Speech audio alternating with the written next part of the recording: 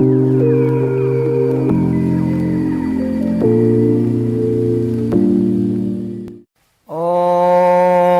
नमो भगवते श्री कृष्ण चैतन्य चंद्राय।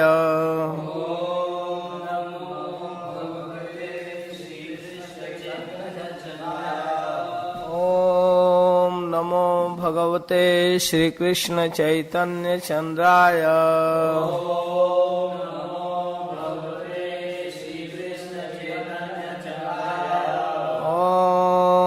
नमो भगवते श्री कृष्ण चैतन्य चंद्राय।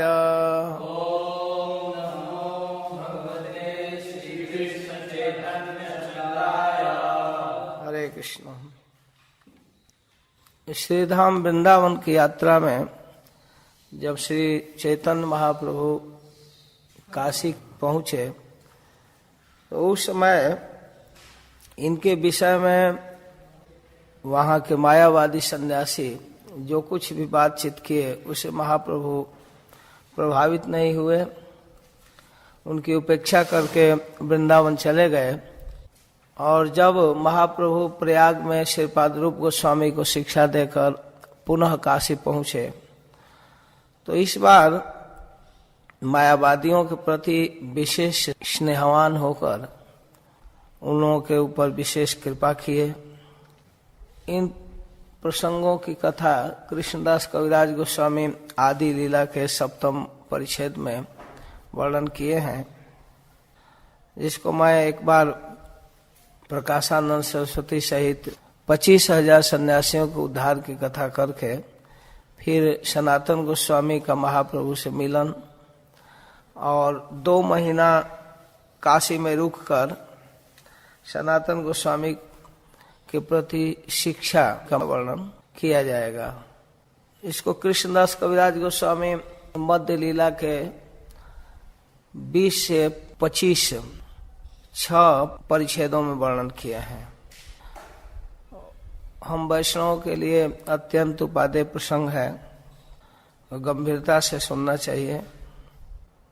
कृष्णदास कविराज गोस्वामी कहते हैं, सबा निस्तारिते प्रभु कृपा अवतार, सबा निस्तारिते करे चातुरी अपार।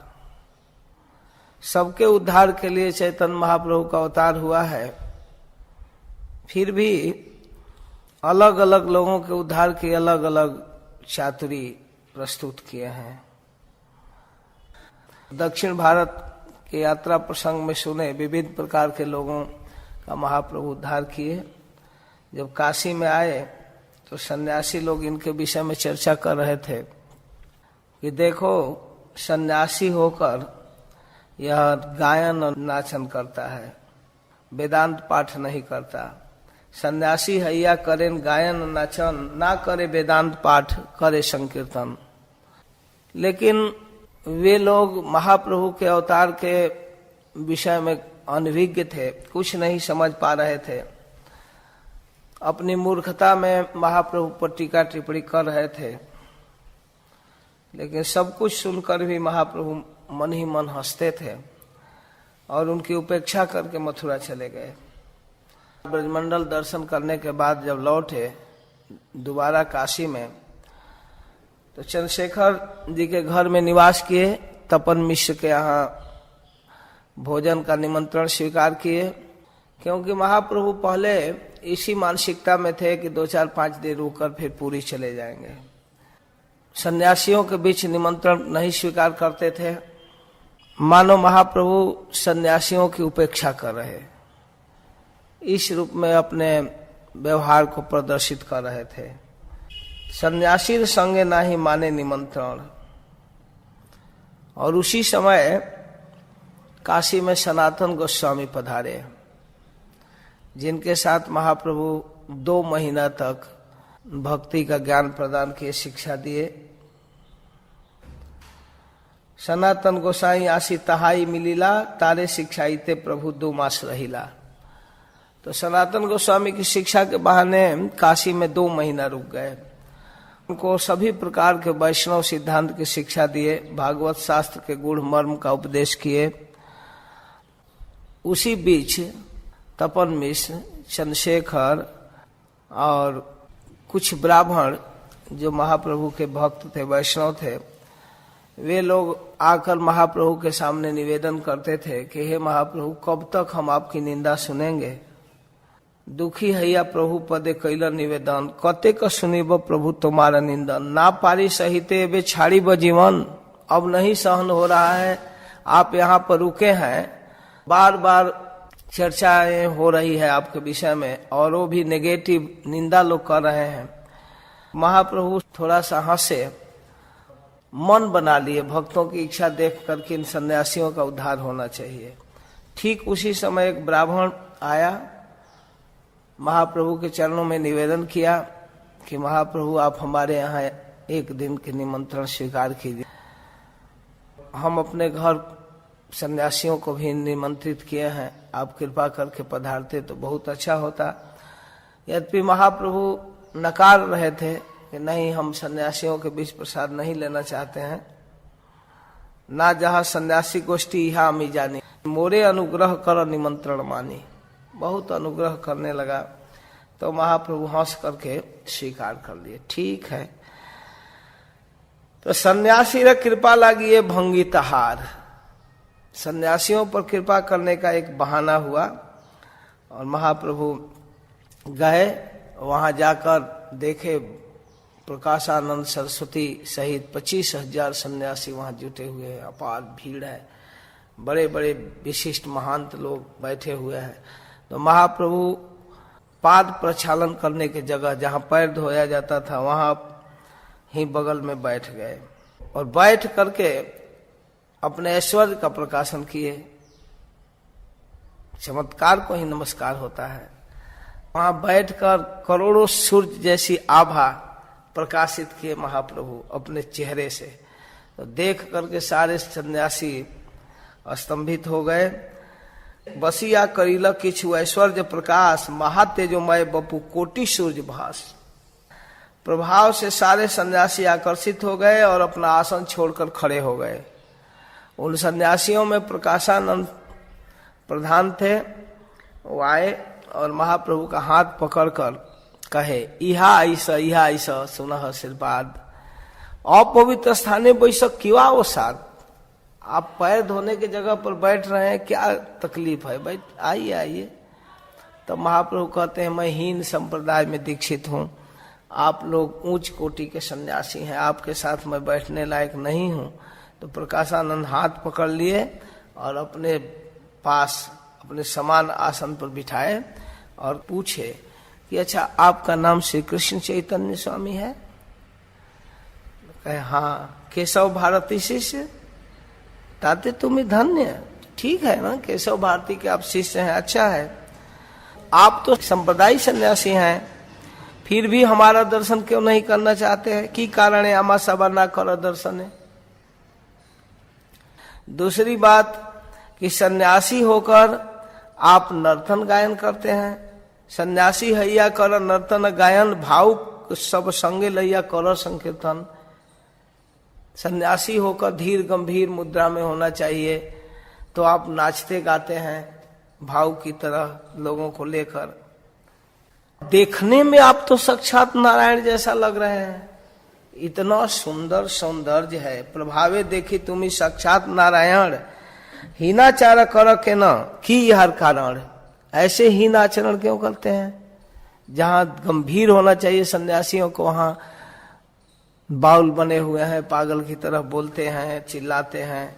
प्रभु कहे, सुना श्रीपाद इहार कारण, गुरु मरे मूर्ख देखी करीला शासन। इसका कारण है श्रीपाद सुनिए, हम में वो योग्यता नहीं है जो एक धीर गंभीर सन्यासी में होनी चाहिए। हमारे गुरु महाराज मेरी स्थिति को देखकर, मेरे मूर्खता पर विचार करके मेरे ऊपर शासन किए, मुझको कुछ नियम कानून में बांध दिए। गुरु महाराज ने कहा कि मूर्ख तुम्ही तुम्हार नहीं वेदांत अधिकार, कृष्ण मंत्र जप सदा यही मंत्र सार। हमारे गुरु महाराज कहे कि तुम मूर्ख हो, तुमको वेदांत में अधिकार नहीं है। यद्यपि इस तरह की घटनाएं नहीं हुई थी, लेकिन महाप्रभु को प्रीचिंग का स्टाइल है। कह रहे हैं हमको अनधिकारी समझकर गुरु महाराज कह दिए कि तुमको वेदांत में अधिकार नहीं है, तुम कृष्ण नाम जपो, सीधा साधा। कृष्ण नाम से ही संसार का मोचन हो जाएगा। कृष्ण नाम होते पावे कृष्ण रचना। और इसके साथ गुरु महाराज ने कह दिया, नाम बिना कली काले नाई आर धर्म, सर्व मंत्र सार नाम यही शास्त्र मर्म। यहां तक कह दिए कि इस कलयुग में इस नाम से बढ़कर कोई धर्म नहीं है।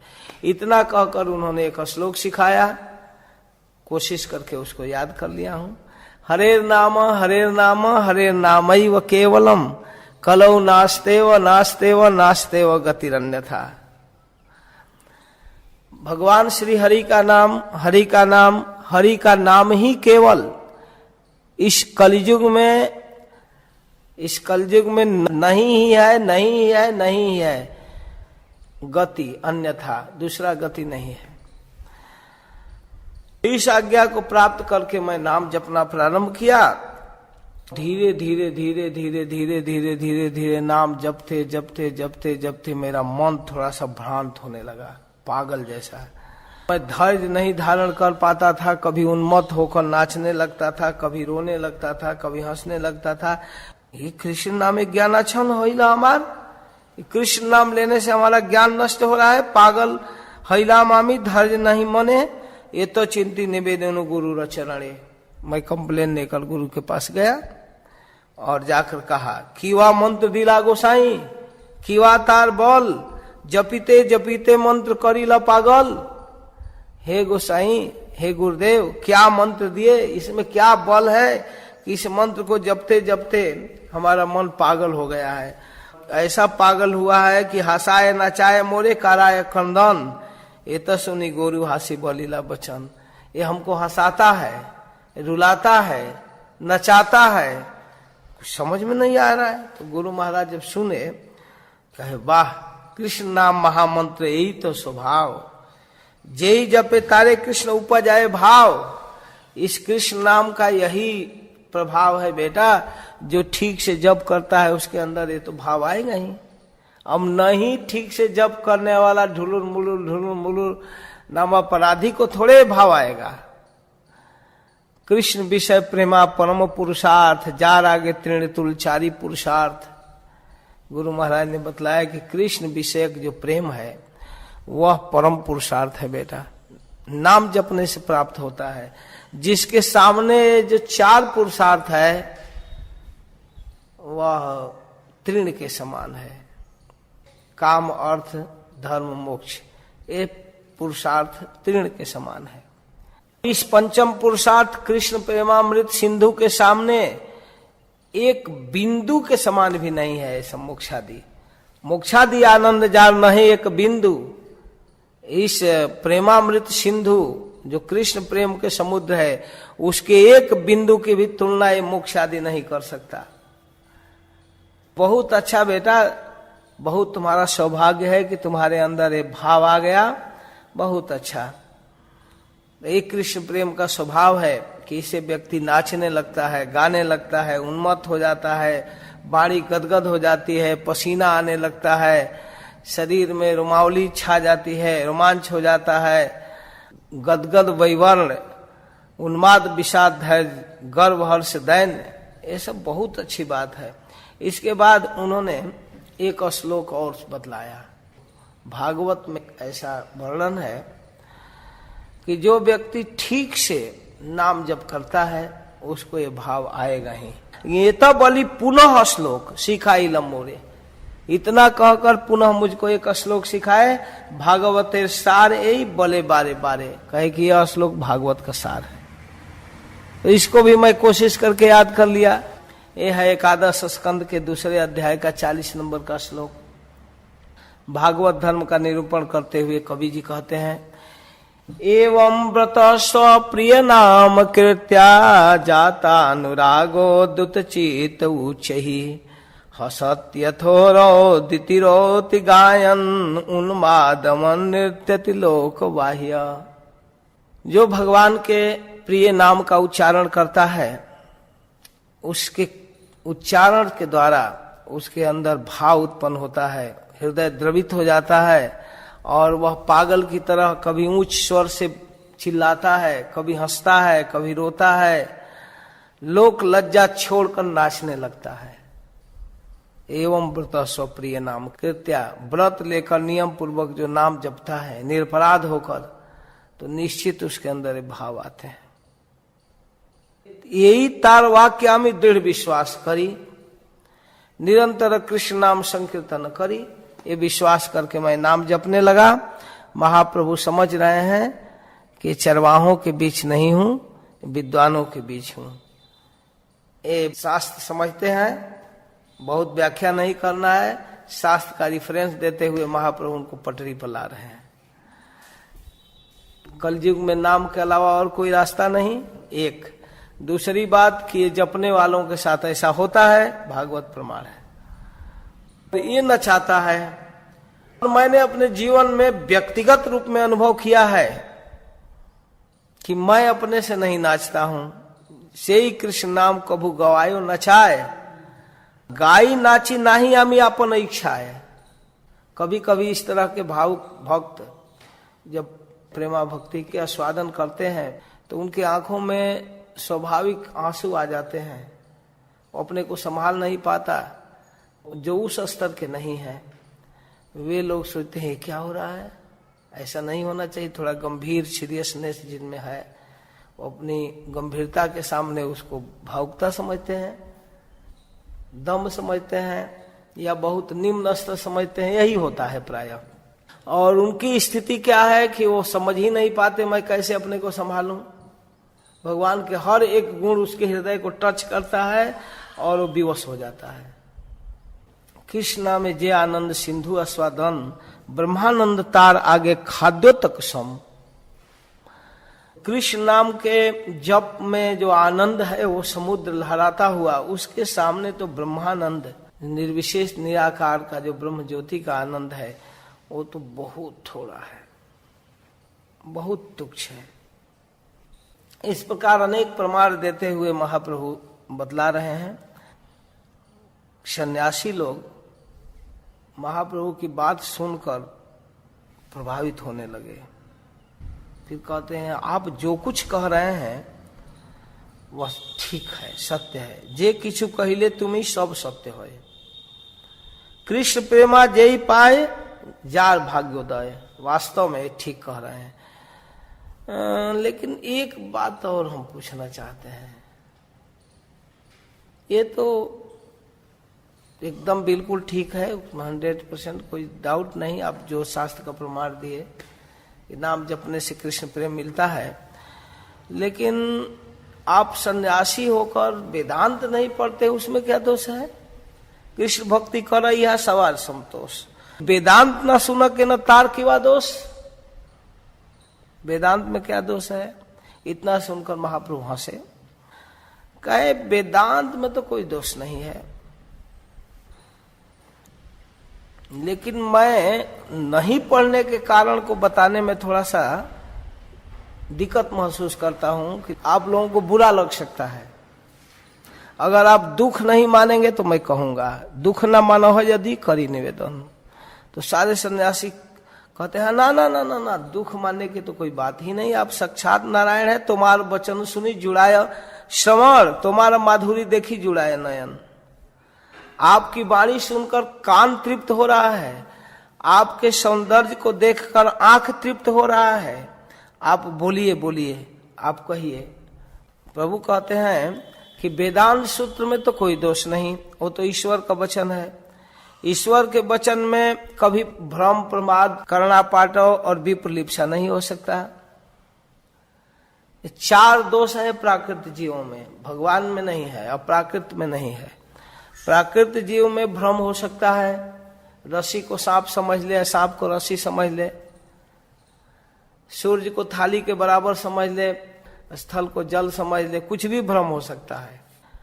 ये भ्रम होता है, प्रमाद होता है। अपने कर्तव्य को जानबूझकर टालने की, पता है कि मंगल आरती का टाइम हो गया, हमारे लिए जब सुबह करना जरूरी है, गुरु महाराज की आज्ञा है, फिर भी ये टालने का स्वभाव होता है।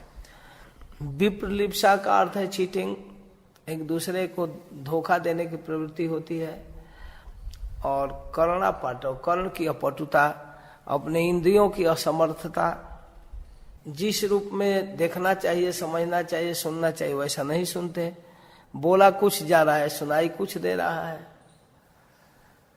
देखते कुछ है, समझते कुछ है। अपने हाथ से लेख लिखिए, 3 बार चेक कीजिए, तीनों बार गलती निकलेगा अपना ही लिखा हुआ। लेकिन ईश्वर के वाक्य में, ईश्वर में ये दोष नहीं है, चारों प्राकृत जीव में है। उपनिषद के साथ जो सूत्र का वर्णन किए व्यासदेव, उसमें तो कोई दिक्कत नहीं है, वो तो ठीक है। लेकिन कहते हैं गौरी वृत्ति जेवा भाष्य करिला आचार्य, लेकिन उस सूत्र के मुख्य अर्थ को छोड़कर गौड़ अर्थ जो आचार्य ने किया है, आचार्य माने शंकराचार्य, ताहार श्रवण नाश है सर्व कार्य, उसके सुनने से सर्वनाश हो जाएगा। हाँ, सब लोग चकित हो गए, सर्वनाश हो जाएगा। ताहार नहीं का दोष, ईश्वर आज्ञा पाइया, गौरार्थे कैला मुख्य अर्थ अच्छा दिया, उनका दोष नहीं है, वो तो ईश्वर के आज्ञा से किए। ब्रह्म शब्द मुख्य अर्थ कहे भगवान, ब्रह्म परमात्मा भगवान। एक तत्व को तत्वेता लोग 3 रूप में व्याख्या करते हैं, वदंती तत्त विदस्तत्वम यज् ज्ञानम अद्वयम ब्रह्मेति परमात्मेति भगवान इति शब्दते। ब्रह्म परमात्मा और भगवान, उस तत्व का असली अर्थ भगवान ही है, लेकिन उसको 3 स्टेप में समझते हैं। उसको कुछ लोग ब्रह्म शब्द ब्रह्म ब्रह्म कहते हैं, जैसे आग को 3 स्तर से समझते हैं, धुआं देखकर समझते हैं वहां आग है, लेकिन धुआं देखकर आग का पूर्ण ज्ञान नहीं होता। कुछ दूर जाते हैं तो पता चलता है कि उसमें प्रकाश भी निकल रहा है, ये थोड़ा सा बेटर ज्ञान हुआ। लेकिन जब निकट जाते हैं तो पता चलता है कि वो जलाता भी है, अग्नि। ये असली ज्ञान है अग्नि का। आग का मतलब दाहिका शक्ति युक्त, मुख्य अर्थ है कि जिसमें दहन हो, जलन हो, उसको आग कहते हैं। कई उदाहरण है शास्त्र में। सूर्य के किरण यहाँ रूम में, मंदिर में आ रहा है, ये भी सूर्य प्रकाश है, लेकिन सूर्य का ज्ञान है कि सूर्य आ गया आकाश में। फिर देखते हैं थाली के बराबर सूर्य चमकता है, वो भी एक ज्ञान है, लेकिन ये दोनों परफेक्ट ज्ञान नहीं है। सूर्य लोक में जाकर जब देखते हैं, सूर्य एक देवता है, उनका रथ है और उनका प्रकाश है, तब है परफेक्ट ज्ञान। कई उदाहरण, एक राज्य के विषय में किताब में पढ़ लिख कर जो हम सुनते हैं, समझते हैं, वह ज्ञान। और इसके साथ फिर वहां जाकर जो हम देखते हैं, समझते हैं, वहां की स्थिति, शहर, वहां का बनावट, वो एक ज्ञान। और खुद वहां रह कर अनुभव कर किए हैं वहां की संस्कृति, वहां का रहन चाल, भोजन, वो एक दूसरा ज्ञान है। कई उदाहरण दिए हैं प्रभुपाद। पहाड़ को दूर से देखते हैं, ऊंचा जगह है, पर्वत है, पहाड़ है, पेड़ पौधा है। कुछ नजदीक जाते हैं तो लगता है अरे इसमें बड़ा बड़ा पेड़ है, झरना भी है। लेकिन जब पहाड़ के ऊपर चढ़ते हैं तब पता चलता है उबड़ खाबड़, बड़ा बड़ा पेड़, कुछ झाड़ियां, कुछ कुंज, वो असली ज्ञान है। उसी प्रकार असली अर्थ है ब्रह्म का भगवान। तहार विभूति देह सब चिदाकार, उनकी सारी विभूति, सारा देह चिदाकार है, चिन्मय, चिद विभूति आच्छादित तारे कहे निराकार। फिर उसकी अधूरा ज्ञान निराकार कह देते हैं ब्रह्म को। चिदानंद देह तार स्थान परिवार, तारे कहे प्राकृत सत्वेर विकार, तार दोष नाही ते हो आज्ञाकारी दास, जार जे सुने तार है सर्वनाश। ऐसे ईश्वर को, ऐसे भगवान को निर्विशेष निराकार कह दिया जाता है, यह ठीक नहीं है। विष्णु निंदा नहीं जार इहार ऊपर, तो फिर कहेंगे आचार्य होकर वो निंदा किए भगवान का। विष्णु निंदा का दोष मिलता है, लगता है, लेकिन उनके आज्ञा से अगर कोई करता है तो फिर क्या दोष है। कभी कभी गुरु जी कहते हैं, बेटा अपने पैर से मेरे पीठ पर दबा, कमर दबाओ। किससे? पैर से। गुरु जी के आज्ञा से अगर वो पीठ पर चढ़कर उनके सुख के लिए अगर ऐसा कर रहा है तो ये अपराध नहीं है ना। विष्णु निंदा नहीं जारी हार ऊपर, भगवान के सुंदर कलेवर को निराकार कहते हैं या भगवान के इस महान ऐश्वर्य को उड़ा दे रहे हैं। प्राकृत करिया माने विष्णु कलेवर, तो इसमें उनका दोष नहीं है इत्यादि बहुत सारी बातें कह रहे हैं। उन्हीं ईश्वर के अंश है जीव। अपरिमितस्त्वन्यम प्रकृति विधि में पराम जीव भूता महाबाहो ये धारे थे जगत। ये जो प्रकृति अपरा नाम है, हे महाबाहो, इसके अतिरिक्त परा नामक प्रकृति है। जीव है वह प्रकृति चेतन और निज कर्मानुसार इस जगत को धारण करता है। वो जीव के कारण ही जगत बना है, इसलिए जगत को जीव धारण करता है। अगर अपराधी न हो तो जेल खाने की कोई जरूरत नहीं। जेल कौन चलाता है? अपराधी। सब निरपराध हो जाए तो जेल तो बंद करना पड़ेगा ना, उनके कारण चलाना पड़ता है। तो अपराधिक जीव इस जगत में आकर इस जगत को चला रहे हैं। इसलिए भगवान कहने ये एकदम धारते जगत, इस जगत को धारण करते हैं। जीव भूता महाबाहो, मेरी एक प्रकृति, इस बहिरंगा प्रकृति का अतिरिक्त प्रकृति है जीव रूपा, जगत को धारण करती है। विष्णु शक्ति परा प्रोक्ता क्षेत्रज्ञा क्या यथा परा अविद्या कर्म संज्ञान्या तृतीया शक्ति ऋष्यते। अंतरंगा, बहिरंगा और तटस्था, ये तृतीया शक्ति है। विष्णु शक्ति त्रिविध रूप है। परा, परा माने अंतरंगा, अपरा क्षेत्रज्ञा जीव, और एक है बहिरंगा। व्यास देव ने जो सूत्र रूप में वर्णन किया भगवत स्वरूप का, उसमें परिणामवाद है। इन्होंने व्यास भ्रांत बलि तहा उठाई लो विवाद, व्यास के मूल सूत्र को ये परिणामवाद कह रहे हैं। और विकारी कहते हैं भगवान के शरीर विकृत हो जाता है, इस रूप में निर्विशेष हो जाता है, निराकार हो जाता है, यह उचित नहीं है।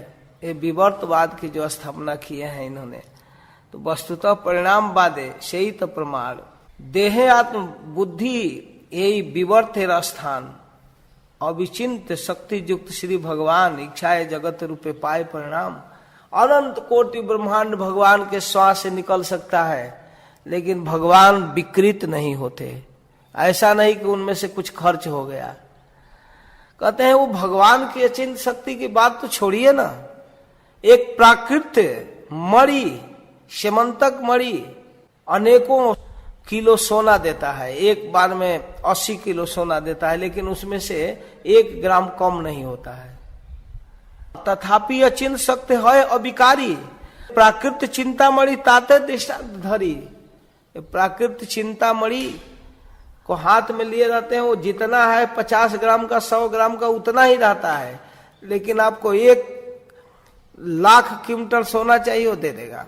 सोचते हैं नाना रत्न राशि है चिंतामणि है ते तथापि मणि रहे स्वरूप अविकृत है, उससे निकल जाता है और कुछ नहीं उसमें विकृत होता। वैसे ही भगवान की अनंत शक्ति है और उनसे अनंत जगत निकलता है, इसमें कोई विचार करने की अवकाश ही नहीं है।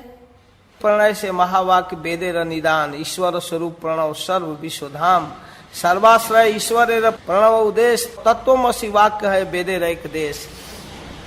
ये जो वेदों में तत्वमसि शब्द है वह इसलिए है कि वास्तव में एक ही ईश्वर, एक ही तत्व इस जगत में इस रूप में विस्तारित हुआ है, लेकिन वो अविकृत है। सर्व वेद सूत्रे कहे कृष्णेर अभिधान मुख्यावृत्ति छाड़ी कैल लक्षणा व्याख्यान। सारे जगत का मूल कारण वेद श्री भगवान है, आश्रय तत्व। इस बात की व्याख्या न करके वे विविध प्रकार की बातें करते हैं। स्वतः प्रमाण वेद है, उसमें कोई तर्क वितर्क करने की जरूरत नहीं। आज भी भारतीय संस्कृति में, भारतीय समाज में लोग इस बात से भय मानते हैं कि वेद में ऐसा कहा गया है। एकदम तर्क का कोई गुंजाइश ही नहीं है, जहां बस भागवत में है। इस विश्वास के साथ लोग मानते थे वेद को। स्वतः प्रमाण वेद प्रमाण शिरोमणि, लक्षणा करिले स्वतः प्रमाणता हानि। अब जो प्रमाणिक चीज पर व्याख्या किया जाए तो गड़बड़ होगा। कितना हूं प्रमाणिक बात हो, उस पर तर्क वितर्क उठा दिया जाए तो प्रमाण खत्म। दो चार तर्क इधर से उधर दे दिए, खत्म हो गया। इस तरह से तर्क वितर्क करने से बातें बिगड़ जाती है। यही मत प्रतिशुद्ध करेण दूषण, और सभी सूत्र को बिगाड़ कर रख दिए। सकल सन्यासी कहे सुनह से बाद, तुम्हें जे खंडीला अर्थ नहे से विवाद। आप जो अर्थ काट रहे हैं इसमें तो कोई तर्क नहीं है। संप्रदाय के अनुरोध से हम उसको मानते हैं। आचार्य कल्पित अर्थ किए, इसको भी हम समझ गए। मुख्यार्थ व्याख्या करे देखी तुम्हार बल। हम देखना चाहते हैं कि मुख्य अर्थ सूत्र का क्या है। आप कुछ तो बताइए। तो मुख्यार्थे लागिला प्रभु सूत्र सकल। अब सारे सूत्रों की व्याख्या करें। बृहद वस्तु ब्रह्म कही श्री भगवान। बृहद वस्तु जो है उसको ब्रह्म कहते हैं। उसका मुख्य अर्थ भगवान है। वो षड्विध ऐश्वर्यपूर्ण परतत्व धाम, वो 6 ऐश्वर्यों से युक्त परतत्व है। स्वरूप ऐश्वर्य तार नाही माया गंध, सकल वेदेर भगवान से संबंध। सारा वेद भगवान का वर्णन करता है। उनमें माया का गंध नहीं है, उनको कभी भ्रम नहीं हो सकता। उनको निर्विशेष चीज शक्ति को इस तरह कहना अर्ध स्वरूप न मानिले पूर्णता है हानि। भगवान के वास्तविक स्वरूप को नहीं समझना, इससे पूर्णता की हानि होती है। यद कुकुट नाय, भगवान की प्राप्ति का जे उपाय है वह यह है कि श्रवण आदि भक्ति के द्वारा उनके विषय में सुनना बोलना, ये जो है भगवान की प्राप्ति का उपाय है। इसको सारे वेद में अविधेय कहा गया है। ये उपाय साधन भक्ति से प्रेम उत्पन्न होता है। धीरे धीरे धीरे धीरे कृष्ण के चरण में अनुराग होता है और वही प्रेम पंचम पुरुषार्थ है। ऐसे प्रेमा भक्ति प्राप्त करने वाले भक्तों के बस में भगवान है। भगवान से जीव का एक नित्य संबंध है, वो संबंध तत्व है। और उस संबंध के अनुरूप जो कर्तव्य का पालन किया जाता है वो अविधेय है। और अविधेय के द्वारा प्राप्तव्य जो प्रयोजन है वो है कृष्ण प्रेम। इस तरह से सूत्रों की व्याख्या की है। सुन करके सारे सन्यासी चकित होकर कहे, वेदमय मूर्ति तुम्ही साक्षात नारायण। अपराध क्षमा पूर्वे जे कैनु निंदन, आप हमारा अपराध क्षमा कीजिए, आपकी हमने बहुत निंदा की। सारे सन्यासी महाप्रभु के चरणों में गिर पड़े, कृष्ण कृष्ण नाम जपने लगे। एई मत्ता सबार क्षमी अपराध, सबा कार्य कृष्ण नाम करीला प्रसाद। सबे सन्यासी बोलने लगे, हरे कृष्णा कृष्णा कृष्णा हरे हरे, हरे राम राम राम हरे हरे। प्रकाशानंद के साथ बैठकर महाप्रभु प्रसाद पाए। भिक्षा करी महाप्रभु आइला वासा घर, हेन चित्र लीला करे श्री गौर सुंदर। ऐसे विचित्र लीला करते हैं। वहां पर तपन मिश्र, चंद्रशेखर, सनातन, ब्राह्मण, ये सब इतना खुश हुए, वाह काम हो गया, जय श्री राम, हो गया काम। खुश हो गए सारे भक्त लोग। प्रभु के देखिते आइला सकल सन्यासी, प्रभु रो प्रशंसा करे सर्व वाराणसी। सारे वाराणसी में महाप्रभु की प्रशंसा हो रही है। वाराणसी पूरी आइला श्री कृष्ण चैतन्य, पूरी सह सर्वलोके हिला महाधन्य। काशी जगन्नाथपुरी के समान धन्य हो गया। लाखों लाखों लोग आते थे, जहां जाते थे, चाहे वो दशाश्वमेध घाट हो, चाहे विश्वनाथ गली हो, चाहे बेणी माधव या विशेश्वरगंज हो, विशेश्वर जी के यहाँ सब जगह भीड़। सभी लोग हाथ उठाकर भगवान का नाम बोलते थे। बाहु तुली बले प्रभु, बोलो हरि हरि, हरि ध्वनि करे लोग स्वर्ग मर्त भरी। हरे कृष्णा कृष्णा कृष्णा हरे हरे, हरे राम राम राम हरे। तो इस प्रकार महाप्रभु सनातन गोस्वामी को शिक्षा दिए। लोक निस्तारिते प्रभु चलिते हिला मन। अब चलने का मन हुआ, सनातन गोस्वामी को शिक्षा दे करके पुरी के लिए लौटे। कृष्णदास कविराज गोस्वामी कहते हैं कि मैं तो प्रसंग पाकर के सब बातें कह दिया, यही लीला आगे कहिब विस्तार करिया। कैसे सनातन गोस्वामी को शिक्षा दिए, संक्षेप पे कहिला यह प्रसंग पाइया। प्रसंग पाकर थोड़ा मैंने वर्णन कर दिया, कैसे महाप्रभु सनातन गोस्वामी को शिक्षा दिए और उस सेनापति को वृंदावन भेजे, रूप सनातन रूप सेनापति को। मथुरा थे पठाइल रूप सनातन, दुई सेनापति को भक्ति प्रचरण। ये सब प्रसंग आगे वर्णन किया जाएगा। मैं प्रसंग को छोड़ दिया था आदि लीला में, इसलिए यहाँ काशी में जब महाप्रभु पहुंचे हैं तो सन्यासियों के उद्धार की लीला कह दिया। अब फिर चलते हैं, सनातन गोस्वामी को जेल से निकाल कर महाप्रभु से मिलाते हैं। यह है मध्य लीला के 20वें परिच्छेद में। पत्री पाइया सनातन आनंदित हिल, रूप गोस्वामी का पत्र मिला जिसमें लिखे थे कि आप किसी तरह निकल कर आइए, मोदी के यहाँ मैं 10,000 रुपया रखा हूँ, जौन रक्षक पास कही थे लागिल। पत्र पढ़े तो जाकर जेलर से बात करने लगे सनातन गोस्वामी, देखो भाई धर्म पर विचार करके मुझको छोड़ दो, आप मुझे कैद खाने से निकाल देंगे तो आपको पुण्य मिलेगा।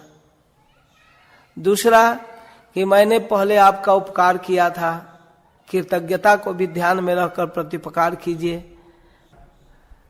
सनातन गोस्वामी प्राइम मिनिस्टर थे, उनकी नियुक्ति किए थे। पूर्वे आमी तुम्हार करिया छे उपकार, तुम्ही आमा छाड़ी कर प्रत्युपकार। नहीं मन प्रसन्न दिख रहा है भाई, 5,000 रुपया सोने मुहर ले लो, 5 सहस्त्र मुद्रा तुम्ही करो अंगीकार, पुण्य अर्थ 2 लाभ है तुम्हार, तुमको पुण्य भी मिलेगा और 5,000 रुपया भी मिलेगा, ले लो। तब वो जवान सुनकर कहता है मैं तो छोड़ सकता हूं सरकार, लेकिन राजा का भय है। बताऊं क्या कहना, तहारे कहियो यही बाह्य कृत गेल, गंगा रे निकटे गंगा देखी झाप दिल, कूद पड़े।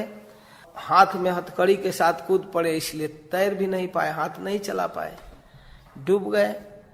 बहुत कोशिश किया, लोगों को भेजा, अनेक देखिल तार लाग न पाइल, डांडुका सहित डूबी कहाँ बही गेल। वो जो बंधन लगा हुआ था हथकड़ी, उसके साथ ही डूब गया, निकल ही नहीं पाया। एक बार डूब गया, बहुत खोजवाया नहीं मिला, तो कहते फिर पता लग जाएगा कि अब सुरक्षित है। तो किछु भय नहीं, आमी ये देश न रब, इस देश में मैं रहूंगा ही नहीं, दरवेश है आमी मक्का ते जाइब, फकीर रूप में मैं मक्का जाऊंगा, असली मक्का वृंदावन। उसका मन तो कुछ कुछ बदल गया, लेकिन पैसा थोड़ा कम पड़ रहा था, तो कहे कि अच्छा 7,000 ले लीजिए, 2,000 और। जब रख दिए तब लोभ हैला जवनेर मुद्रा देखिया। उपाय तो ठीक बता दिए, इस उपाय से तो बच जाऊंगा, पैसा भी मिल जाएगा 7,000। कहा कि ठीक है। रात्रि के समय उनका हथकड़ी खोल दिया, खोल करके गंगा पार करा दिया। गंगा नौका से पार कर गए। वहां पर एक इनका प्रिय सेवक था ईशान। ईशान मिलता था रोज। ईशान जिद करने लगा कि हमको भी साथ ले ली। कहे ठीक है, तू आ जाना गंगा तट पर। प्लान उसको बता दिए। वो लौट कर कहने वाला सेवक नहीं था, साथ में गया।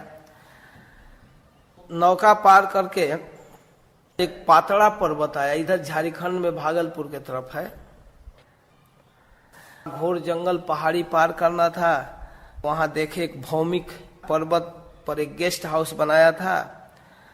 वो एक ज्योतिषी रखता था अपने पास, जो गेस्ट आता था उसको बतला देता था ज्योतिषी इसके पास कितना पैसा है, उसी हिसाब से उसका स्वागत होता।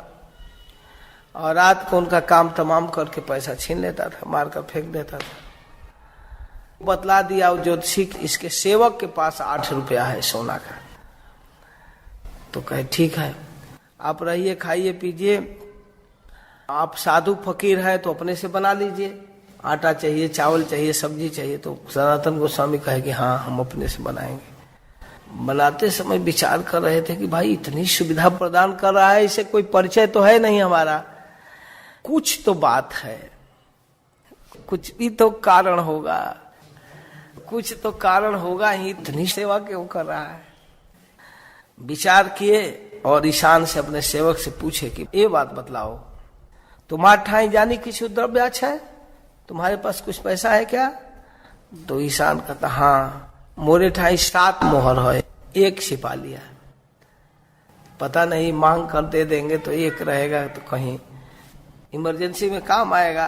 तो सनातन गोस्वामी कहे तुम जमराज को लेकर चल रहे हो, पैसे के कारण जान मार सकते हैं लोग जंगल में, ठीक है दे। तो 7 दे दिया। जब इस 7 मोहर को लेकर के उस गेस्ट हाउस के मालिक के पास गए, रख दिए, ये 7 सुमोहर आछिला अमार, यह लैया धर्म देखी पर्वत करो पार, आप इसको लीजिए, आपने हमारा बहुत सत्कार किया, मुझको पर्वत पार करा दीजिए। भुइयां हंसकर कहता है मैं तो पहले जान गया, मेरे पास तो ज्योतिषी है, तुम्हारे सेवक के पास 8 मुहर था, तो बहुत अच्छा किया कि पैसा ला कर दे दिया, हम पाप से छूट गए, नहीं तो आज रात में तो तुम लोगों का मर्डर करता। कि संतुष्ट हैला मामी मोहर ना लईब, अब तुम्हारे व्यवहार से मैं संतुष्ट हूं, मुझको पैसा नहीं चाहिए, मैं अपने पुण्य के लिए तुमको पार करा दूंगा। तो सनातन गोस्वामी कहे आप नहीं लेंगे तो फिर दूसरा कोई मारेगा ना, पूरा ले लीजिए। तो कहे ठीक है भाई। तुम पर्वत पार करने के बाद जब सुबह हो गया, तब सनातन गोस्वामी ईशान से कहते हैं पार हैया गोसाई तबे पूछिला ईशाने, जानी शेष द्रव्य किछु आछे तुम स्थाने, कुछ और भी है तुम्हारे पास पैसा? ईशान कहे 1 मोहर आछे अवशेष। गोसाई कहे मोहर लैया जाह तुम्ही देश। कहे कि 1 रुपया और है। अच्छा ठीक है, बहुत आसक्ति है पैसे में ना, लौट जा, मेरे साथ नहीं जाना है, लौट जा। इतने विरक्त साधु होते हैं। वो ईमानदार सेवक था बेचारा, अब उनके ही सेवा के लिए लिया था, कुछ कहीं काम आ जाएगा। उसको लौटा दिए और चल दिए अकेले। हाथ में करोया एक कमंडल मिट्टी का, छीड़ा कांथा लुगरी, निर्भय होकर चल दिए, अब कुछ है नहीं। हाजीपुर आए, पटना के पास। हाजीपुर में इनके बहनोई रहते थे, श्रीकांत। नवाब हुसैन शाह के सेना के लिए घोड़ा खरीदते थे। हाजीपुर बहुत बड़ा मेला लगता है, 3 लाख रुपया लेकर आए थे घोड़ा खरीदने। तो सनातन गोस्वामी बैठे थे, उनको देख करके कहे कि ये सब दरवेश दूर करो, बढ़िया कपड़ा पहनो, रहो 2-4 दिन। अरे नहीं, 1 सेकेंड नहीं रुकूंगा, 1 मिनट नहीं, 1 क्षण यहाँ ना रही वो, गंगा पार करी दे हो, ये क्षण चली वो। कहे कुछ तो पैसा ले दीजिए। नहीं, आग्रह करके भोट कंबल दिए। और उसको लेकर सनातन गोस्वामी काशी आए। महाप्रभु कहाँ रुके हैं पता करके चंद्रशेखर के दरवाजे पर आए। महाप्रभु कहते हैं एक वैष्णव आए हैं आपके दरवाजे पर, उनको लेकर अंदर आइए, बुला लाओ। द्वारे एक वैष्णव है, बोला तहारे। चंद्रशेखर देखे, वैष्णव तो कोई नहीं है ना, कोई वैष्णव नहीं है प्रभु, एक दरवेश है फकीर, उसी को बुलाइए, उसी को। चंद्रशेखर जी कहे आपको महाप्रभु बुला रहे हैं। इतना सुनकर सनातन उसी वेशभूषा में जब आंगन में गए, अब दंडवत प्रणाम किए, महाप्रभु दौड़ करके आलिंगन किए। सनातन गोस्वामी कहते हैं मुझको मत छुइए प्रभु, मैं बहुत नीच हूँ। फिर भी महाप्रभु आलिंगन करके सनातन को पकड़ करके महाप्रभु निकट बैठाए, अपने पास आपन पास बसाइला। श्री हस्ते करे तार अंग समर्जन। अपने हाथ से सनातन गोस्वामी जो धरती पर लौट कर प्रणाम किए थे, धूल लगा था, उसको महाप्रभु पोंछने लगे। तीहों कहे मोरे प्रभु ना कर स्पर्शन, हे प्रभु आप मुझे मत छुइए। महाप्रभु कहते हैं तुमा स्पर्शी आत्म पवित्रते, भक्ति बले पार तुम्हें ब्रह्मांड शोधिते। सनातन मैं तुमको तुम्हारे लिए नहीं छू रहा हूँ, मैं तो तुम्हारा स्पर्श अपने लिए कर रहा हूं। तुम में तो इतनी शक्ति है भक्ति कि तुम सारे ब्रह्मांड को पवित्र कर सकते हो। भगवत विधा भगवता तीर्थ भूता स्वयं प्रभो तीर्थी कुर्वन्ति तीर्थानि स्वांतस्थे न गदाभृता। अपने हृदय में भगवान को धारण करके तुम्हारे जैसे महापुरुष जब घूमते हैं तो तीर्थ की गंदगी को भी दूर करते हैं। तीर्थी कुर्वन्ति तीर्थानि, तीर्थ में जो पापी लोग आकर पाप धोते हैं उस तीर्थ को पवित्र तो तुम्हारे जैसे महापुरुष करते हैं। तीर्थी कुर्वन्ति तीर्थानि स्वांतस्थे न गदाभृता। तुम्हारे हृदय में भगवान है, इसलिए मैं तुमको स्पर्श करके अपने को पवित्र करना चाहता हूँ। सनातन, ये है महाप्रभु का व्यवहार। कहते हैं न में भक्त चतुर्वेदी मद भक्त स्वपच प्रिय तस्मै देयम ततो ग्राह्यम सच पूज्यो यथाह्यम। श्री भगवान कहते हैं न में भक्त चतुर्वेदी, जो मेरा अभक्त है, मेरा भजन नहीं करता है, वो चाहे कितना हूँ उच्च वंश में जन्मा हुआ ब्राह्मण है, फिर भी मेरा प्रिय नहीं है।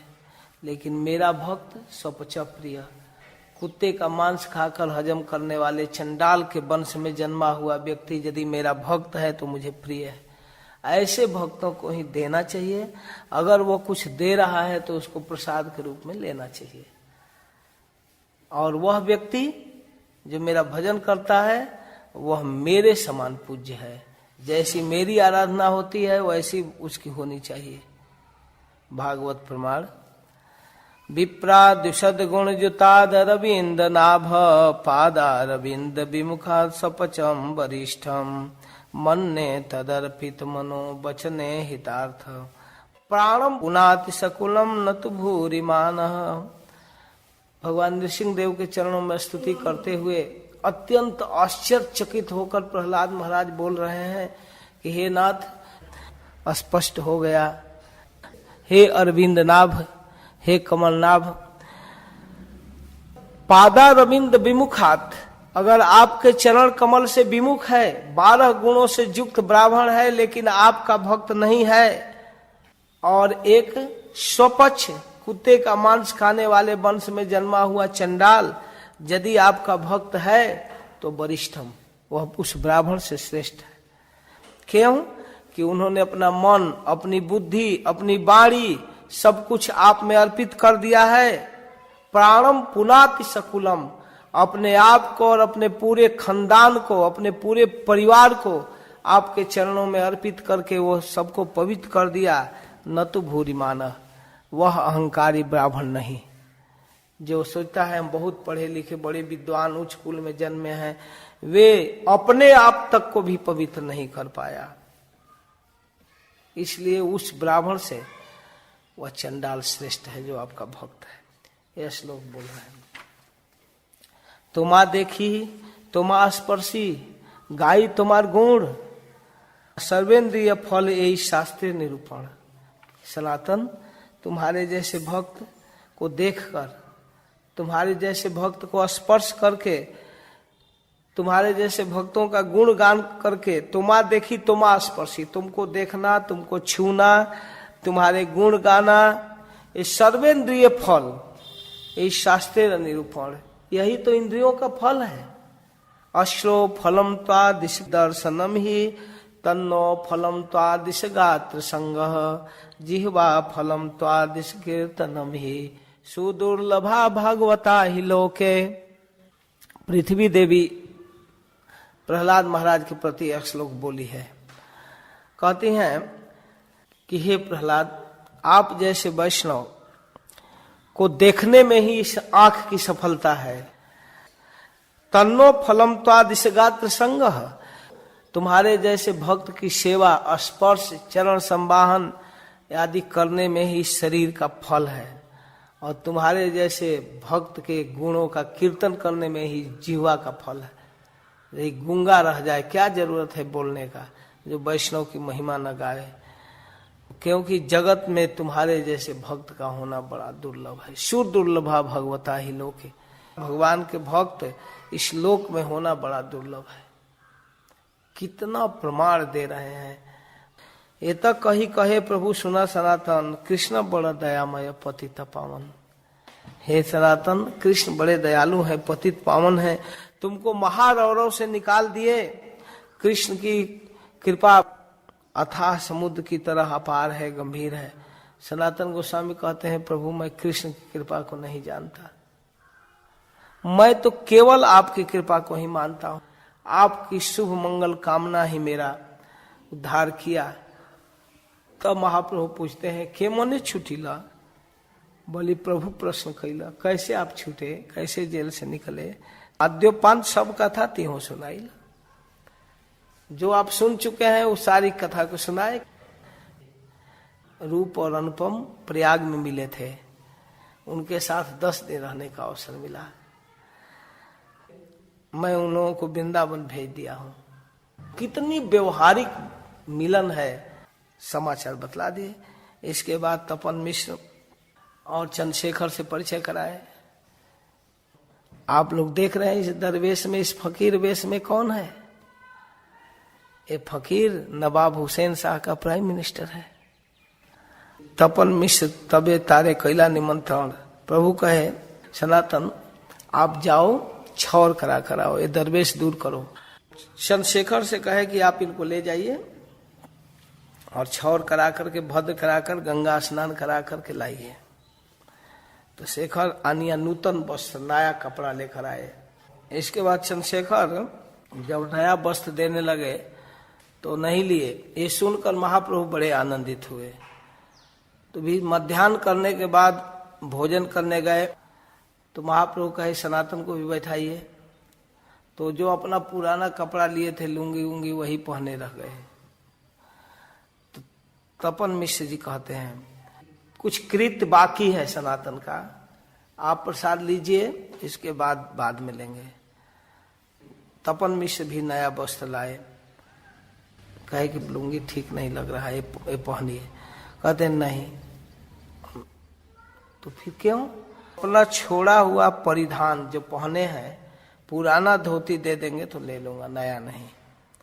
तब एक पुरातन धोती दिए, मैंने पहना हुआ। उस धोती को फाड़ करके एक बहिर्वास बनाए, कौपिन बनाए और एक लुंगी बनाए। एक धोती मिल गया तो तीनों काम हो गया। पहन लिए और इसके बाद प्रसाद लिए। फिर महाराष्ट्रीय ब्राह्मण आकर सनातन गोस्वामी से मिले और उनको निमंत्रित किए। कहे, सनातन तुम्हें जावत काशी ते रहिबे तावत हमारे घरे भिक्षा से करिबे। महाराष्ट्रीय ब्राह्मण कह रहे हैं कि आप जब तक काशी में हैं आप हमारे घर भिक्षा लीजिए। करें नहीं, ऐसा नहीं, मैं मधुकरी कर लूंगा, कभी इनके यहाँ कभी उनके यहाँ, ब्राह्मणी घर के नहीं एकत्र भिक्षा लेबो।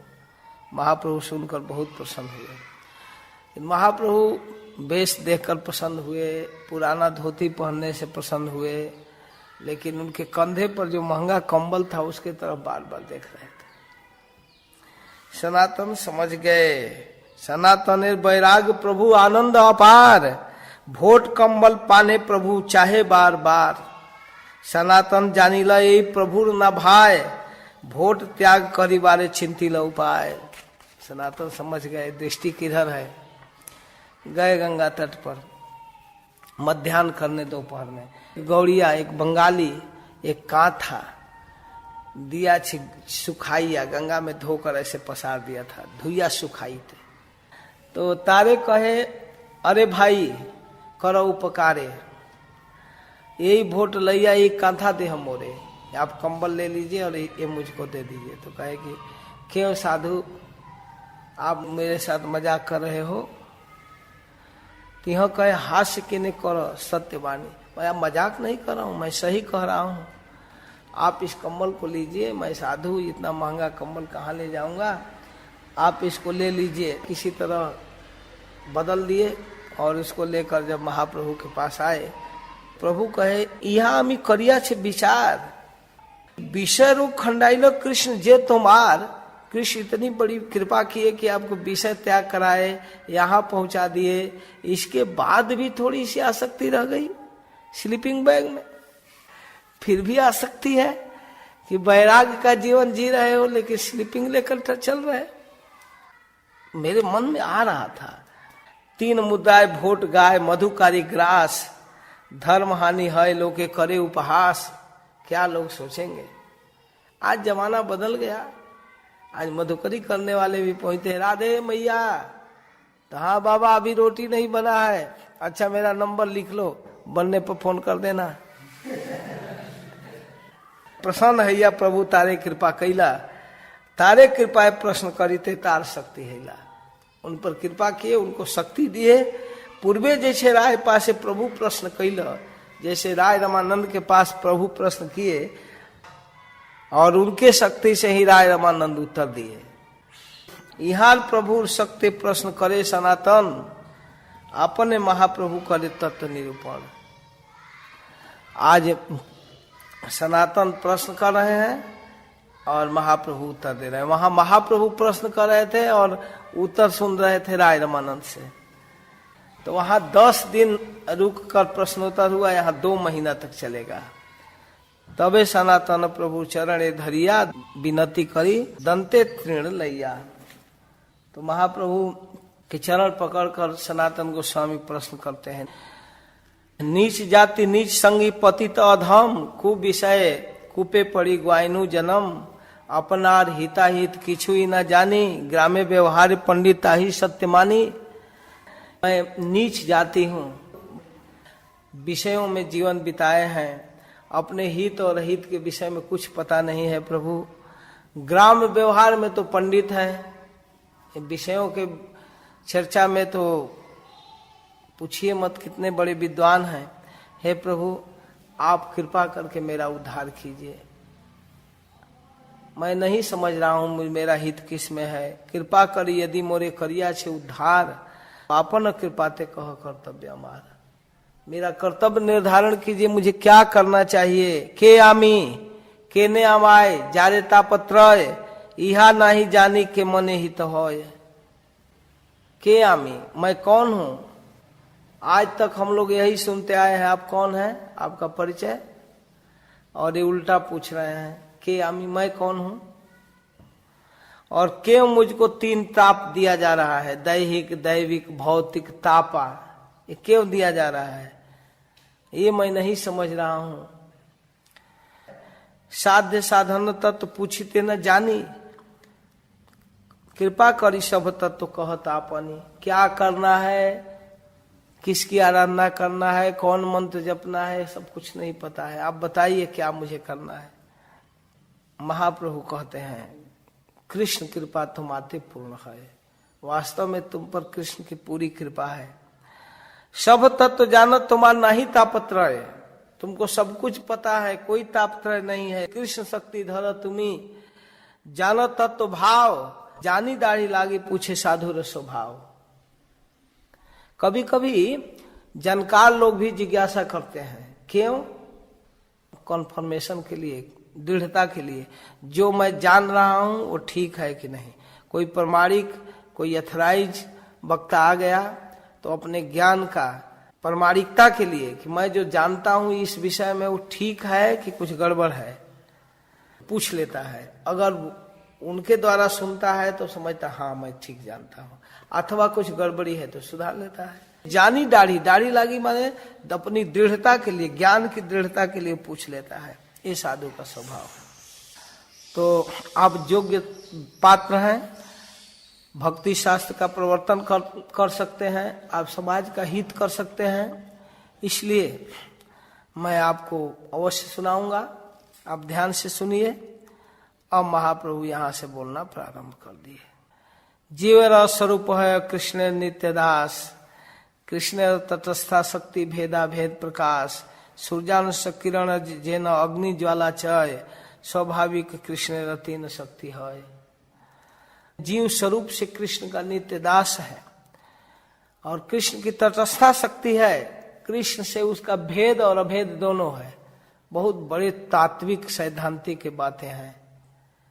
जीव कृष्ण का नित्य दास है और वह कृष्ण की ही एक शक्ति है, लेकिन तटस्था, एक अंतरंगा जो कृष्ण के धाम में परिकर वृंद और एक बहिरंगा इस प्राकृतिक जगत में, और बीच में जीव है, इसलिए तटस्था कहा गया है। सूर्यांश किरण जेना अग्नि ज्वाला चाहे, जैसे सूर्य की किरण अनंत किरण निकलकर बाहर आता है सूर्य से, लेकिन सूर्य से लाखों किलोमीटर दूर आ जाता है। अग्नि अगर लकड़ी में जले तो उसका ज्वाला फैलता है, वैसे ही अग्नि से ही निकला हुआ अग्नि के किरण है या स्फुलिंग है, छोटे छोटे स्फुलिंग, वैसे ही जीव उनसे निकला है। कृष्ण की स्वाभाविक 3 शक्तियां हैं, जिनको चित शक्ति, जीव शक्ति और माया शक्ति कहते हैं। अनंत शक्तियों में 3 शक्ति प्रधान है जो कृष्ण के स्वरूप में है।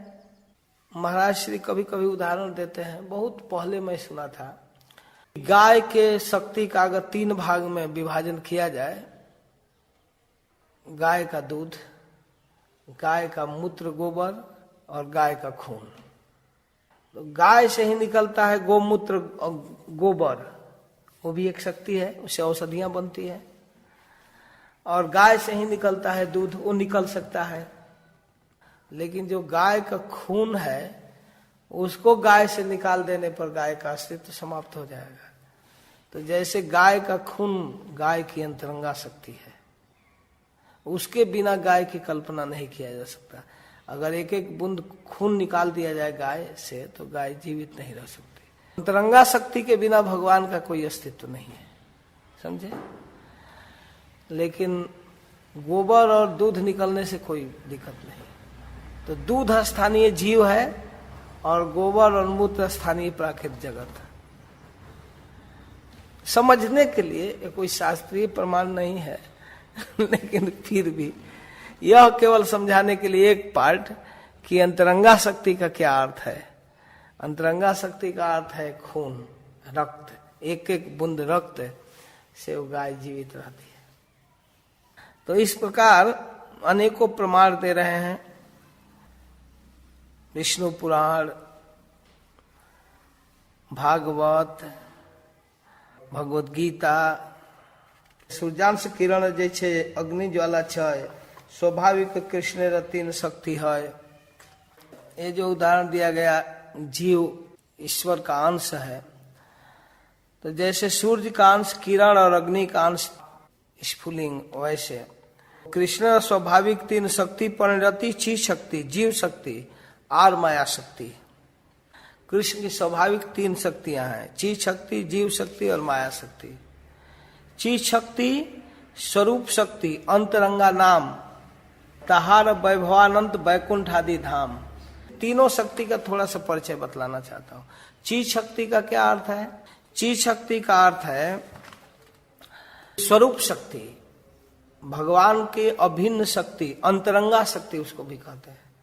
चित शक्ति, स्वरूप शक्ति, अंतरंगा शक्ति, ये 3 नाम से प्रसिद्ध है चित शक्ति। ऋषि का वैभव अनंत वैकुंठ है। अप्राकृत जगत में जितने वैकुंठ लोक हैं, भगवत धाम, वो चित शक्ति का विलास है। चित शक्ति के अनंत वैभव हैं, अनंत वैभव। सच्चित आनंद कृष्ण रसरूप, अतएव स्वरूप शक्ति है 3 रूप। चित शक्ति के भी 3 डिवीजन है, सत, चित, आनंद। सत अंश की अधिष्ठात्री शक्ति का नाम है संधिनी। संधिनी का मतलब कि जिस शक्ति से भगवान की सत्ता की रक्षा होती है, जिससे अनादि काल से अनंत काल तक भगवान हैं, उनकी सत्ता कभी समाप्त नहीं होती, परमानेंट सत्ता है, उसको कहते हैं संधिनी सत्य शक्ति। चित अंश की अधिष्ठात्री शक्ति का नाम है संबित। संबित मतलब ज्ञानमय, चितमय। अपने आप को, हमको या और दूसरों को जो भी ज्ञान प्राप्त हुआ है या ज्ञान कराया जाता है, वो जिस शक्ति के द्वारा, उसको संबित कहते हैं। भगवत गीता में कहते हैं ना, मैं ही सबको ज्ञान देता हूं और ज्ञान भी देता हूं, ज्ञान अपोहनम च। वो है संबित, जिसके द्वारा भगवान सर्वदा आनंदित रहते हैं, कोई टेंशन बाजी नहीं, उसको कहते हैं हलादिनी, श्रीमती राधा रानी। आनंद अंश से हलादिनी, सत अंश से संधिनी, चित अंश से संबित, जारे ज्ञान करी मानी। अब माया शक्ति, माया शक्ति बहिरंगा जगत कारण ताहार वैभव अनंत ब्रह्मांडेर गण। ध्यान से सुनिए, चीज शक्ति के विषय में क्या कहे? चीज शक्ति स्वरूप शक्ति अंतरंगा नाम, ताहार वैभव अनंत वैकुंठ आदि धाम। चीज शक्ति का वैभव है वैकुंठ, और माया शक्ति का, माया शक्ति बहिरंगा जगत कारण ताहार वैभव अनंत ब्रह्मांडेर गण। समझ रहे ना? इस माया शक्ति का वैभव है ब्रह्मांड, अप्राकृत वैकुंठ चीज शक्ति का वैभव है, माया शक्ति का वैभव है ब्रह्मांड। ये जड़ माया शक्ति की अवस्थिति है प्राकृत ब्रह्मांड में। जिस प्रकार प्रकाश और अंधकार एक ही स्थान पर साथ साथ नहीं रह सकते, जहां सूर्य है वहां अंधकार नहीं रह सकता, उसी प्रकार भगवान और माया एक साथ नहीं रह सकते। कृष्ण सूर्य सम माया है अंधकार, जहां कृष्ण तहां नहीं माया अधिकार। दूसरे स्कंद के 5वें अध्याय में वर्णन है, विलज्ज मानया जस्य स्थातु मिक्षा पथे मुया। जीवों को सताती है ना, इसके कारण भगवान का फेस नहीं कर पाती है, सामने नहीं जा पाती है। जब भगवान की शक्ति है तो फिर भगवान के साथ उसका संयोग क्यों नहीं होता? शक्ति और शक्तिमान का संयोग तो चिर प्रसिद्ध है, होना ही चाहिए। इसका उत्तर है कि भगवान स्वरूप शक्ति के अचिंत्य प्रभाव से माया उनकी शक्ति होने पर भी उनके साथ किसी प्रकार संयोग की संभावना नहीं है। एत दिशन मीशस्य प्रकृतस्थोपि तद्गुणई न युज्यते सदात्मस्थई यथा बुद्धिस्तदाश्रया। जो लोग परम भागवत हैं उनकी मन बुद्धि भगवान के आश्रित होते हैं, माइक जगत के सुख दुख आदि में उनकी बुद्धि लिप्त नहीं होती। इस प्रकार अनेकों प्रमाण अनेकों दृष्टांत देते हैं। धामना स्वेन सदा निरस्त कुहकम, भगवान इस कुहक धोखाधड़ी वाले संसार को निरस्त कर देते हैं अपने प्रभाव से, और उनके पास माया शक्ति नहीं आती। स्वतेजसा नित्य निवृत्त माया गुण प्रवाहम। भगवान गीता में बोलते हैं, दैवी हेसा गुणमयी मम माया दुरत्तया मामेव जे प्रपद्यन्ते माया में तम तरन्ति थे ऋतेर्थम यत प्रतीयेत न प्रतीयेत चात्मनि। चतुश्लोकी में तद विद्यादात्मनो माया में यथा भासो यथा तमः। यत आत्मनि च न प्रतीयेत, जिसकी अपने आप प्रतीति नहीं होती, आश्रय के बिना उसकी स्वतः प्रतीति नहीं होती।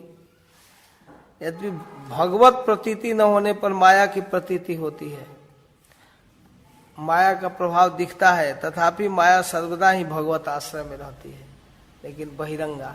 जैसे किसी राज दरबार में कुछ अंतरंगा दासियां होती हैं, भीतर रानी के साथ रनिवास में, कुछ बाहर भी होती हैं, वैसे भगवान के सेवा में ही वो लगी हैं माया शक्ति। और इसके साथ साथ जीव शक्ति, तीन शक्ति में जीव शक्ति की क्या परिभाषा है? जीव शक्ति तटस्थाख्य नाही जार अंत, मुख तीन शक्ति तार विभेद अनंत। जीव भगवान का ही अंश है, लेकिन वो भगवान से दूर हो गया है। विष्णु शक्ति परा प्रोक्ता क्षेत्रज्ञाख्या तथा परा अविद्या कर्म संगान्या तृतीया शक्ति ऋष्यते। विष्णु पुराण में, भगवत गीता में अपरिमितस्तन्याम प्रकृतिम विधि में पराम जीव भूता महाबाहो येदम धारेत जगत। वो तटस्था शक्ति है, न अंतरंगा में है न बहिरंगा में, बीच में। अपने अज्ञान के कारण बहिरंगा के थपेड़ों को खाता रहता है। के आमी का तो हो गया, कि आमी मैं कौन हूं, मतलब ईश्वर का अंश हूं, सनातन उनका सेवक हूं। लेकिन दूसरा प्रश्न है, केने आमार जा रे तापत्र, क्यों हमको तीन ताप जला रहा है? कृष्ण भूली से ही जीव अनादिर बहिर्मुख, अतएव माया तारे दे संसार दुख। कृष्ण को भूल गया है। कृष्ण भूली से ही जीव, वही जीव जो भगवान का अंश है, स्वरूप से कृष्ण का नित्य दास है, दासत्व को भूलकर माया का सुख लेना चाहता है, इसलिए माया उसको दुख देती है। माइक उपाधि को स्वीकार कर लिया, दासत्व को छोड़कर। मैं ब्राह्मण हूँ, मैं क्षत्रिय हूँ, मैं यादव हूँ, मैं गुर्जर हूँ, मैं ये हूँ, मैं वो हूँ, मैं धनी हूँ, मैं गरीब हूँ, मैं विधायक हूँ, मैं एमपी हूँ। दुनिया भर उपाधिग्रस्त होकर वह मरता है। यह है उसके बहिर्मुखता का कारण, कि बहिर्मुखता का हेतु कृष्ण को भूलना है। कृष्ण स्मृति के कारण कृष्ण सेवा का सौभाग्य जिनको मिलता है, उनको फिर कोई भी कृष्ण विस्मृति उत्पन्न नहीं कर सकता।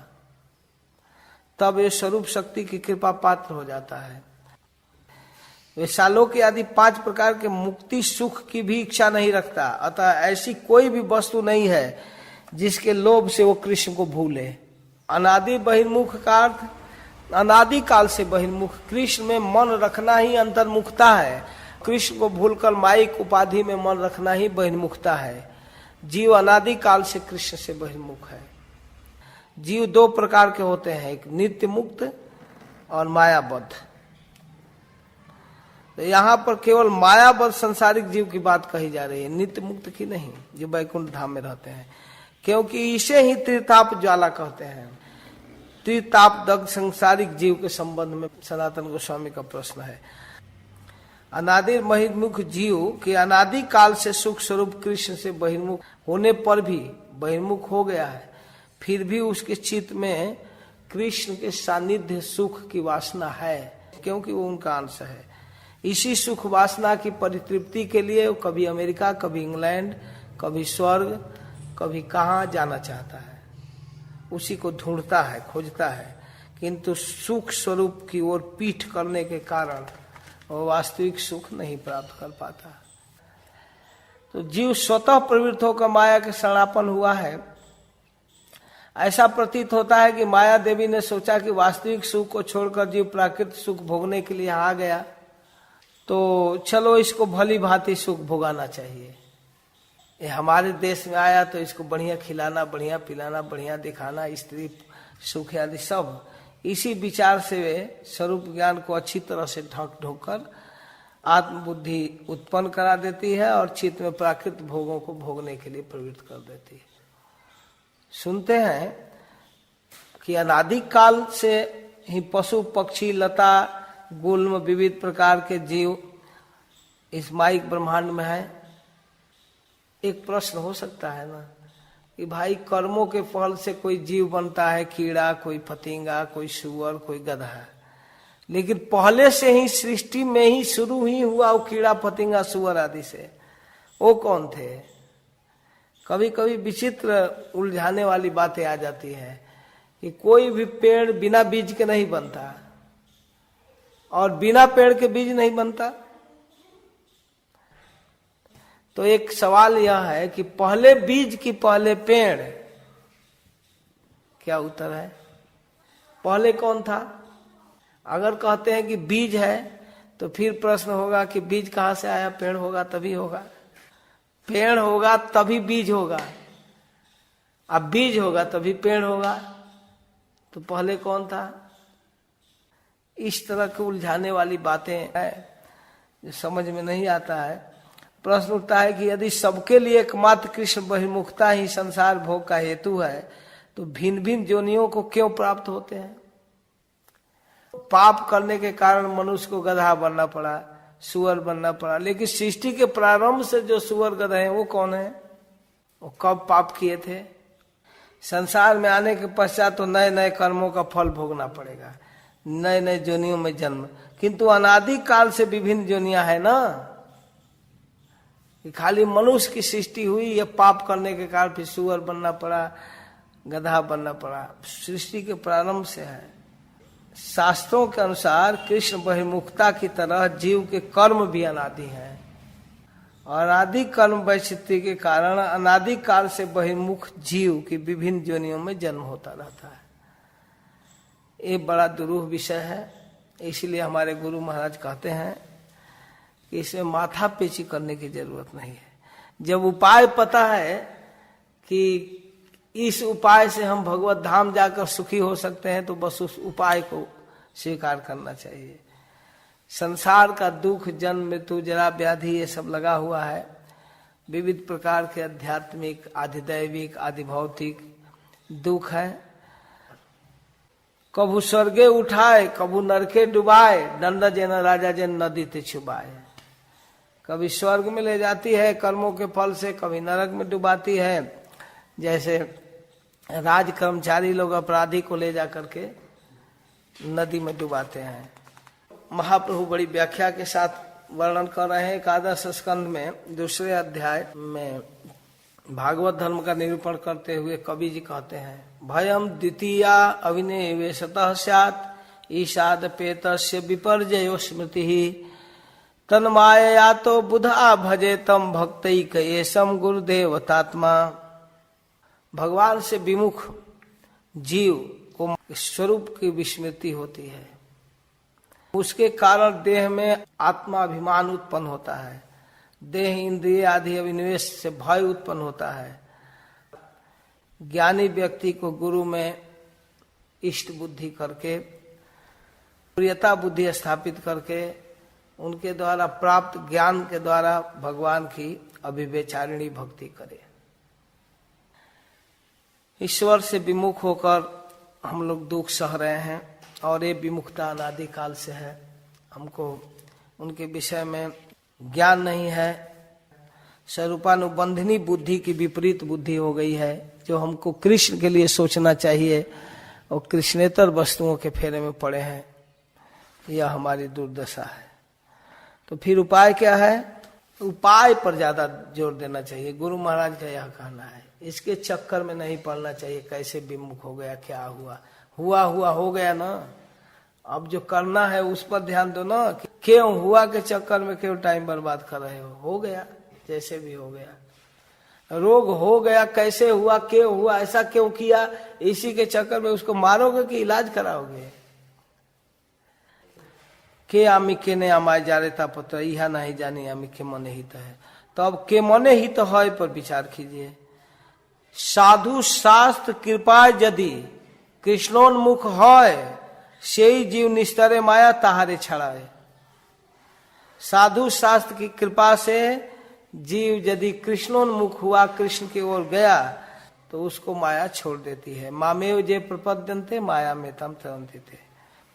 ताते कृष्ण भजे करे गुरु र सेवन, माया जाल छूटे पाए कृष्ण र चरण। अगर वह गुरु के शरण में आकर उनकी सेवा करके, उनकी आज्ञा प्राप्त करके भजन करता है तो माया से छूट जाएगा। दैवी हेषा गुणमयी मम माया दूरतया, मामेव जे प्रपद्यन्ते माया में तम तरन्ति थे। माया मुग्ध जीवेर नहीं स्वतः कृष्ण ज्ञान, जीवेर कृपा कैल कृष्ण वेद पुराण। जीव को स्वतः भगवान के विषय में ज्ञान नहीं हो सकता है, इसलिए कृष्ण ने कृपा करके वेद पुराण भगवत गीता आदि का निर्माण किया। शास्त्र गुरु आत्मा रूपे अपना जनान, भगवान शास्त्र के रूप में, गुरु के रूप में अपने विषय में बताते हैं। कृष्ण मोर प्रभु ताता जीवेर है ज्ञान। जब जीव को यह पता चल जाए कि कृष्ण हमारे प्रभु हैं, स्वामी हैं, हमारे पालक हैं, यह है संबंध तत्व, अविधेय तत्व, प्रयोजन तत्व। हमारे असली निजी संबंधी हैं कृष्ण, और कृष्ण को प्राप्त करने का उपाय है अविधेय भक्ति, और उस उपाय के द्वारा जो प्राप्तव्य प्रयोजन है वो है कृष्ण प्रेम। संबंध तत्व श्री कृष्ण, अविधेय तत्व भक्ति, प्रयोजन तत्व प्रेम। वेद शास्त्र कहे संबंध अविधेय प्रयोजन, कृष्ण प्राप्त संबंध भक्ति प्राप्ति साधन। अविधेय को भक्ति, प्रयोजन पुरुषार्थ। पुरुषार्थ शिरोमणि प्रेम महाधन, ये जो है प्रयोजन। और इसमें कृष्ण सेवा, कृष्ण सुख, कृष्ण के प्रेम का आनंद की अनुभूति होती है। इसको एक दृष्टांत से समझा रहे हैं महाप्रभु। एक दरिद्र व्यक्ति दर दर भीख मांगता घूम रहा है, तब तक एक ज्योतिषी उसको देखा, उसके ललाट को, हाथ को, कहे रे भाई तुम इतना दुख क्यों भोग रहे हो, तुम केने दुखी, तुम्हारा अच्छे पितृधन, तुम्हारे बाप दादा का तो गाड़ा हुआ संपत्ति है, सोने का कलश है तुम्हारे घर में, तोरे ना कहिला अन्यत्र छाड़ी ल जीवन। पिताजी तुमसे बतला नहीं पाए और बीच में उनकी मृत्यु हो गई। सर्वज्ञ रे वाक्य करे धने रे उदेश, किधर धन है। ऐसे वेद पुराण जीवे कृष्ण उपदेश है। ऐसे ही वेद पुराण हमको बतलाता है कि तुम्हारा असली धन कहाँ है। सर्वज्ञ वाक मूल धन अनुबंध, सर्वशास्त्र उपदेश कृष्ण से संबंध। हमारा असली धन कृष्ण है। बापेर धन आछे ज्ञाने धन नहीं पाए, तबे सर्व कहे तारे प्राप्तेर उपाय। कहाँ है, किस घर में, किस कोने पर, पूरब की, पश्चिम, उत्तर की, दक्षिण, कितना गड्ढा खोदना पड़ेगा, कहाँ है? तो बताते हैं देखो यही स्थान है आछे धन, यदि दक्षिणे खुदिबे, इस स्थान पर धन है, अगर दक्षिण तरफ खोदोगे मधुमक्खियां ऐसी उठेंगी कि तुमको डंक मारकर परेशान कर देंगी। पश्चिम खुदेबे, अगर थोड़ा सा पश्चिम खोद दिया यक्ष उत्पन्न होगा, धन नहीं मिल पाएगा, कब्जा कर लेगा। उत्तरे खुदेबे अच्छे कृष्ण अजगर, काला अजगर उत्पन्न होगा, तुमको निकल जाएगा। पूर्वे दिके ताते माटी अल्प खुदे थे, और पूरा तरफ थोड़ा सा माटी हटाओगे धनेर जाड़ी पाइबे तुम्हारे हाथे। वेद शास्त्र इसी प्रकार उपदेश करता है। वेद कहता है कर्म ज्ञान जोग तजी, भक्ते कृष्ण बस है, भक्ते तार भजी। देखो ये 4 दिशा है, कर्म दिशा, ज्ञान दिशा, अष्टांग योग। इसको छोड़कर भक्ति योग का आश्रय लो, तब मिलेंगे कृष्ण। न साधयति माम जोगो, न सांख्यम धर्म उद्धव, न स्वाध्याय तपत्यागो यथा भक्ति मोर्जिता। योग को छोड़ो, अष्टांग योग, कर्म योग और ज्ञान योग। भक्ति योग का आश्रय लेने पर मिलते हैं मेरी ऊर्जिता भक्ति। भक्त्या अहमेकया ग्राह्य श्रद्धयात्मा प्रिय सताम, भक्ति पुनाति मत निष्ठा स्वपाका नाम अपि संभवात। एकदम नीच से नीच व्यक्ति भी भक्ति से मुझे प्राप्त कर देता है। अतएव भक्ति कृष्ण प्राप्ति रो उपाय, यही भक्ति अभिधेय है। धन पाइले जैसे सुख भोग फल पाए, सुख भोग हईते दुख अपनी पलाए। सुख मिल गया तो दुख अपने आप चला जाएगा। मुख्य संबंध है श्री कृष्ण। वेद शास्त्र कहे संबंध अभिधेय प्रयोजन कृष्ण, कृष्ण भक्ति प्रेम 3 महाधन। ये सब सिद्धांत है, बड़े विस्तार से महाप्रभु वर्णन कर रहे हैं। उनको कोई जल्दीबाजी नहीं हमारे जैसा 2 महीना रुक कर शांति से एक एक चीज को समझाए। हम लोगों को तो 2 महीना का कोर्स 1 दिन में ही सुनने का टाइम नहीं है। इस तरह से समझने का कोशिश करो। मुख्य गौण वृत्ति की अन्वय व्यतिरेके वेदेर प्रतिज्ञा केवल कहे कृष्ण के। सारा वेद पुराण कृष्ण का निरूपण करता है, कृष्ण को ही संबंध तत्व बताता है। वासुदेव परा वेदा, वेद जो है वासुदेव के परायण है। वासुदेव परा मखा, यज्ञ वासुदेव के परायण है। वासुदेव परा जोगा, वासुदेव परा क्रिया। वासुदेव परम ज्ञानम, वासुदेव परम तपः, वासुदेव परो धर्म, वासुदेव परा गति ही। ये भागवत के प्रथम स्कंद के 2 अध्याय में 28-29 नंबर का श्लोक है। जो कहता वेद जो है वासुदेव के परायण है, यज्ञ वासुदेव के लिए किया जाता है, योग का आचरण वासुदेव के लिए किया जाता है, सारी क्रियाएं कर्मकांड आदि कुछ भी वासुदेव के लिए, ज्ञान वासुदेव के लिए जानने के लिए, तपस्या वासुदेव के लिए, धर्म का आचरण वासुदेव के लिए, और वासुदेव की प्राप्ति ही जीवन की अंतिम गति है। 4 वर्णा समी यदि कृष्ण नहीं भजे, स्वधर्म करियाओ से रौरो पड़ी मजे। जब तक कृष्ण का भजन नहीं होगा तब तक तो नरक जाना पड़ेगा। इस प्रकार जब भागवत सिद्धांत का वर्णन करने लगे सूत गोस्वामी, भागवत में 10 विषयों का वर्णन है, तो कहते हैं कि देखिए सबसे अंतिम विषय जो आश्रय तत्व है उसी को फोकस करने के लिए 9 विषयों का वर्णन किया गया। जब श्रीधर स्वामी 10वें स्कंद पर टीका लिखने लगे तो उसके भूमिका में लिखते हैं 10वें लक्ष्यम आशिताशय विग्रहम श्री कृष्णाख्यम परम धामम जगत धामम नमामितम। जो आश्रितों के आश्रय विग्रह हैं, जितने टिके हुए लोग हैं, जो सबके मूल आश्रय हैं, जो जगत समूह के आश्रय हैं, श्रीमद् भागवतम के 10वें स्कंद के लक्ष्य वही श्री कृष्ण है। 10वें पदार्थ माने आश्रय पदार्थ को मैं नमस्कार करता हूं। तो इसके साथ साथ जो 10 लक्षण बतलाया गया, सर्ग विसर्ग स्थान पोषण उक्ति मनवंतर ईशानु कथा निरोध मुक्ति आश्रय, उसको भी परिभाषित करते हैं। कृष्ण स्वरूप विचार सुन सनातन अद्वैत ज्ञान तत्व ब्रजे ब्रजेंद्र नंदन।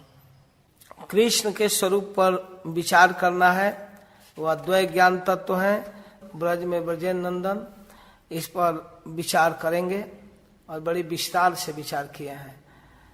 इसको दूसरे शब्द में पूरा किया जाए। हरे कृष्णा।